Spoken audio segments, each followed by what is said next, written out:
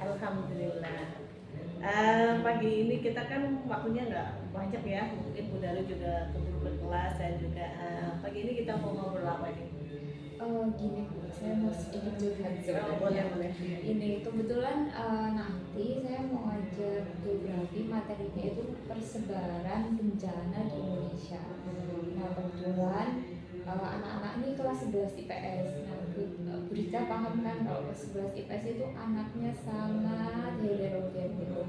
Nah saya tuh punya PR, bagaimana sih kita membawakan materi yang sebenarnya umum kan Bu, kita sering dengar kejadian bencana di mana-mana, kejadian bencana A, bencana B di mana-mana. Nah bagaimana agar mereka itu ini Bu bisa melihat dengan perspektif yang utuh melalui sudut pandang geografi seperti itu. Oke, menarik ya. Kalau tadi Bu Daru bilang siswanya heterogen banget gitu ya.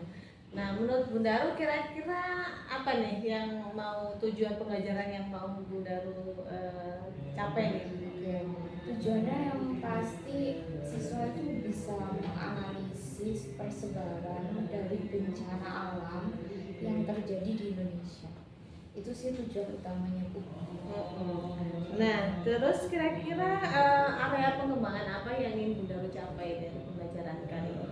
Yang pasti pengembangan di bidang kognitifnya dulu ya Bu. Siswa itu dikembangkan cara berpikir spasialnya, bagaimana siswa dapat melihat bencana itu dari perspektif ruangan, karena itu ciri geografi. Selain kognitif, pastikan keterampilannya juga.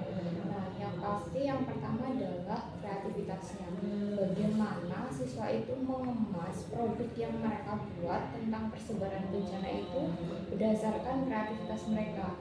Kemudian yang kedua pasti kerjasama, karena mereka kan bekerja sama untuk mengerjakan tugasnya dengan teman-temannya. Dan yang ketiga itu adalah berkomunikasi, bagaimana mereka mengkomunikasikan produk yang sudah mereka buat dengan teman-teman sekelasnya. Itu sih Bu, tiga hal yang mau saya kembangkan. Wah, menarik sekali nih Bu Daru. Kayaknya sudah punya ini ya, punya strategi khusus gitu ya. Nah, yang ingin saya katakan dari semua area pengembangan yang ingin Bu Daru capai tadi, strategi apa nih yang mau Bu Daru lakukan ya untuk bisa mencapai tujuan dan area pengembangan yang sudah direncanakan? Strategi yang saya terapkan pastinya pembelajaran yang dapat menghasilkan produk. PJBL tapi versi sederhana Bu, karena kita kan tidak bisa menyelesaikan satu tema itu dalam satu pertemuan. Jadi saya bagi di pertemuan pertama itu kita bahas materinya secara umum dulu. Nanti biasanya saya kasih contoh.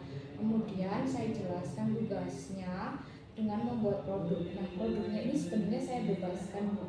Jadi kalau saya kasih contoh PowerPoint, anak-anak bisa membuat infografis, poster, atau bahkan video bebas. Yang penting di dalamnya itu memuat komponen-komponen yang sudah saya tentukan. Misalkan persebarannya di mana, kemudian penyebabnya apa. Karena kita harus bisa menjawab di mana, mengapa, dan bagaimana. Itu sih core-nya, tapi produknya, hasil outputnya itu bebas. Kemudian di pertemuan selanjutnya baru kita mengkomunikasikan. Nah, mengkomunikasikannya ini Bu, sebenarnya yang mau saya diskusikan dengan Bu Rizka. Kalau selama ini presentasi aja kan Bu, tapi ketika temennya di depan presentasi, audiensnya itu yang menjadi PR kan Bu. Nah, PR-nya lagi kalau udah selesai presentasi, audiensnya nih mau tanya atau enggak gitu kan. Nah, itu sebenarnya yang mau saya diskusikan dengan Bu Rizka. Kalau strateginya selama ini ya seperti itu. Oke, menarik ya ketika Bunda mengatakan bahwa kalau anak-anak sudah presentasi ya sudah gitu ya, mereka merasa berlepas tangan. Nah, kira-kira menurut Bunda apa sih yang bisa Bunda lakukan supaya anak-anak tetap fokus walaupun mereka sudah presentasi? Mungkin ya Bu, bisa diterapkan sistem poin. Jadi selama komunikasi itu kita guru itu memberikan reward bagi yang bertanya. Poinnya itu menyesuaikan, karena pertanyaan itu kan bermacam-macam ya Bu. Ada pertanyaan yang mungkin hanya berbasis Google, ada yang memang analitik dan lain-lain. Nah, bagi siswa-siswa yang punya pertanyaan baik sederhana maupun kompleks, ya dikasih reward berupa poin aja sih Bu. Itu biasanya seperti itu. Oke. Kira-kira ada lagi selain sistem poin yang bisa anak-anak lebih fokus gitu? Mungkin apa ya Bu? Nah itu yang mau saya tanyakan ke Bu Rizka. Kira-kira apa Bu? Ini masukan untuk saya Bu. Tadi kan kalau Bundaru sudah berikan tentang sistem poin ya. Ya. Nah, terus Bundaru juga melevelkan pertanyaan, jenis pertanyaan mungkin ada pertanyaan yang istilahnya level 1 atau level 2 gitu ya. Nah, menurut Bundaru nih, kalau ternyata anak-anak sudah pakai sistem pertanyaan gitu ya, terus kebanyakan mereka bertanya untuk sekedar mengurutkan kewajiban gitu ya. Nah, kira-kira menurut Bundaru apa sih yang bisa dieksplorasi lagi dari kegiatan yang membuat pertanyaan ini? Kira mungkin ini sih selain pertanyaan ya Bu, siswa audiens itu juga diberikan kesempatan untuk menjawab. Jadi selain mendapat poin dari bertanya, mereka juga mendapat poin dari menjawab. Karena pada dasarnya tidak semua pertanyaan itu bisa langsung dijawab atau bisa dijawab oleh anak yang presentasi juga. Biasanya juga audiens itu lebih tahu gitu, seperti itu sih. Wah, menarik sekali nih. Kayaknya ini waktunya kita juga sudah hampir habis nih, udah waktunya masuk. Nah, saya juga sangat-sangat menunggu nanti ketika Bundaru melakukan semua strategi ini di kelas ya. Ya. Jadi saya juga bisa sit in sambil melakukan belajar banyak dari kelasnya Bundaru nanti ya. Insya Allah Rizka. Iya, terima kasih ya Bundaru. Sama-sama. Saya kira cukup untuk hari ini. Kita ketemu lagi nanti di kelas Bundaru. Terima kasih. Assalamualaikum warahmatullahi wabarakatuh. Waalaikumsalam warahmatullahi wabarakatuh.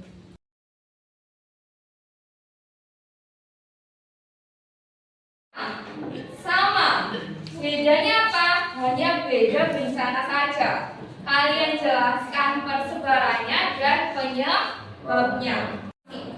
Untuk menjelaskan, saya kasih waktu 15 menit untuk menjelaskan dan tanya jawab dalam satu kelompok. Setelah itu, saya Tsunami itu berasal dari kata yang berasal dari Jepang. Bahasanya dari Jepang.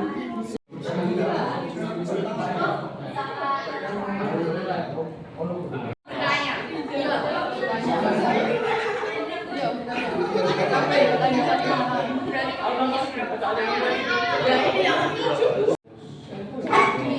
Kalau dari lapisannya sendiri itu jadi kan tsunami itu terjadinya itu berlapis-lapis gitu kan. Nah ini setiap lapisnya itu membutuhkan waktu 10 detik. Itu setiap satu lapisnya. Ada pertanyaan nggak terakhir? Kalau tidak ada pertanyaan, saya akhiri sampai warahmatullahi wabarakatuh.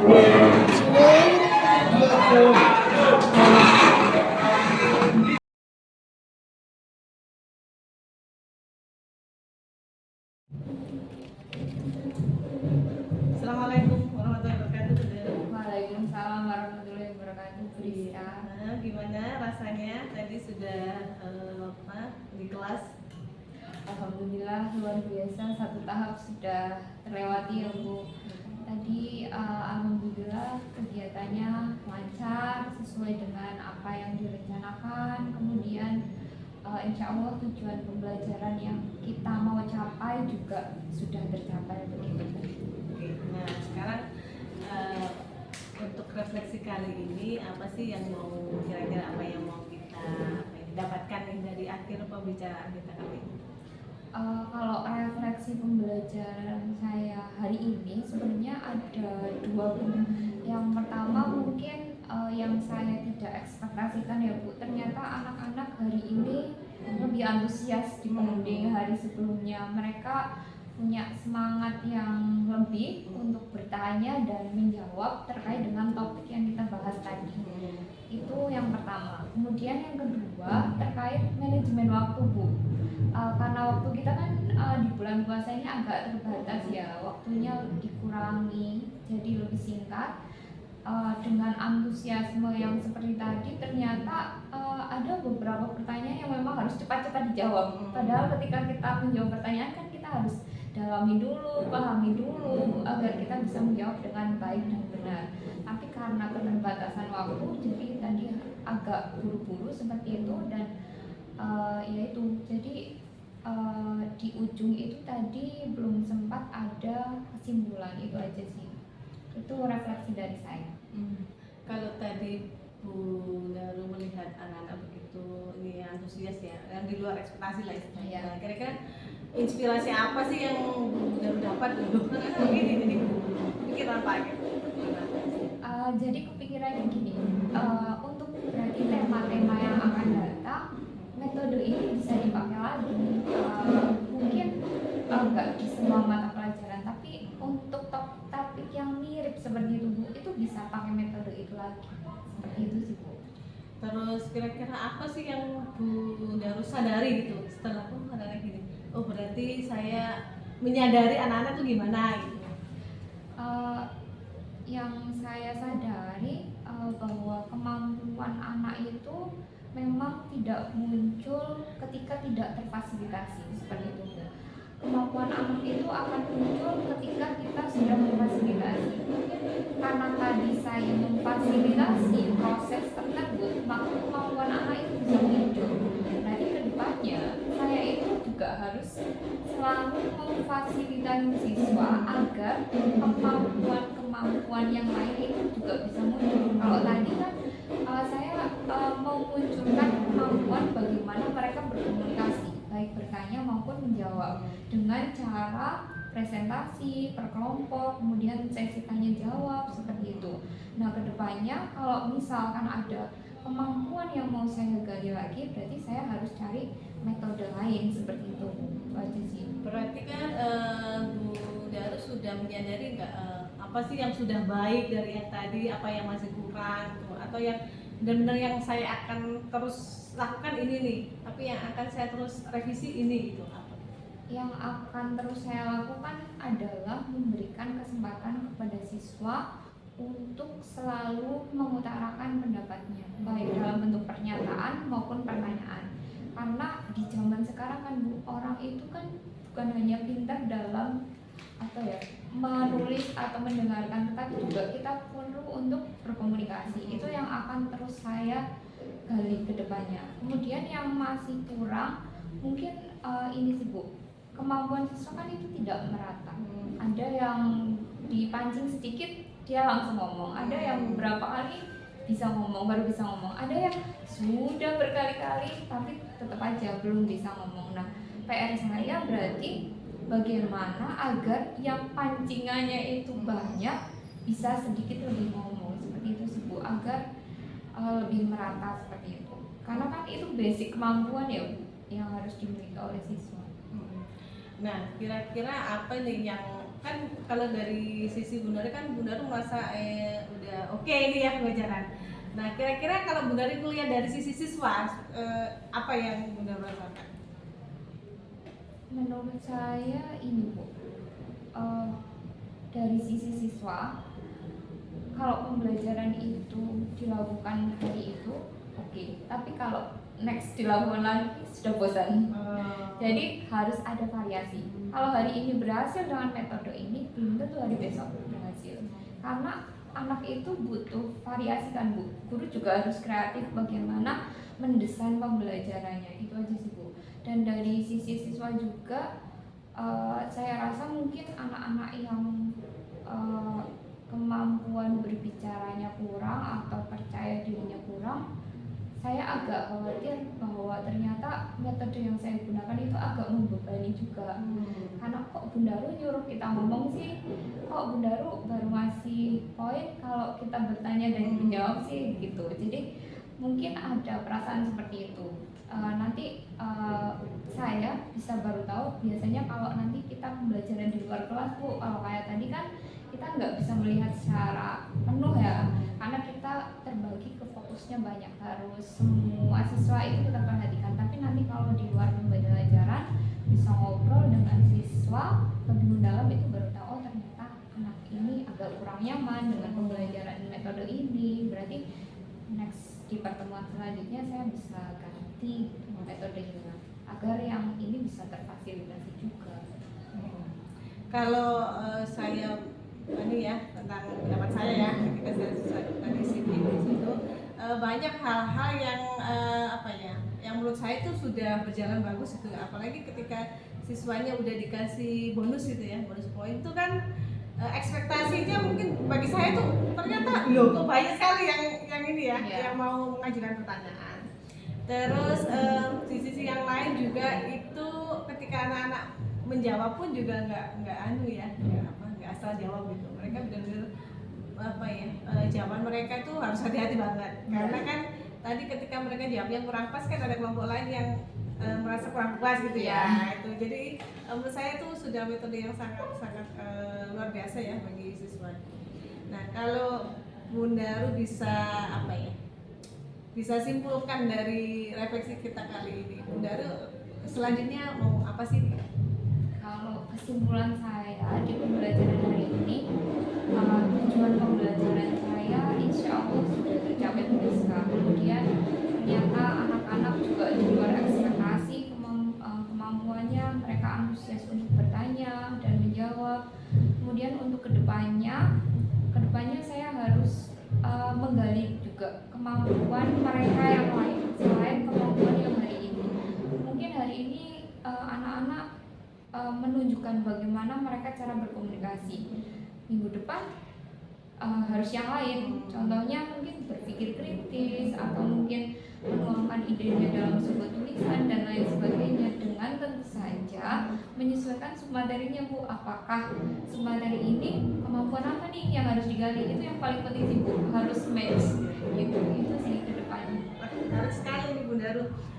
Saya kira untuk refleksi kali ini kita sudah mengikuti semua ya. Saya juga menunggu nih nanti kalau suatu saat saya juga ingin berbagi lagi, belajar lagi kelasnya Bunda Ru saya. Ya, silahkan Priska kalau mau belajar geografi lagi. Terima kasih Bunda Ru. Sama-sama.